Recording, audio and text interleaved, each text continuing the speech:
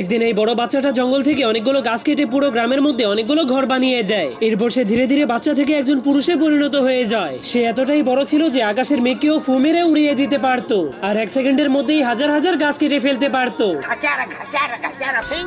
কিন্তু একদিন সে মানুষদের গ্রাম ছেড়ে একটা বরফের পাহাড়ে চলে গিয়েছিল। সেখানে গিয়ে সে যখনই আগুন জ্বালাচ্ছিল তখনই সে কিছু একটা শব্দ শুনতে পায়। এই জন্য সে মেঘ সরিয়ে খোঁজার পর একটা বরফে জমে যাওয়া ষাঁড় গরুকে খুঁজে পায়, যার কারণে সে জলদি করে ষাঁড় গরুটাকে আগুনের মাধ্যমে গলিয়ে দিলে গরুটা বেঁচে যায়।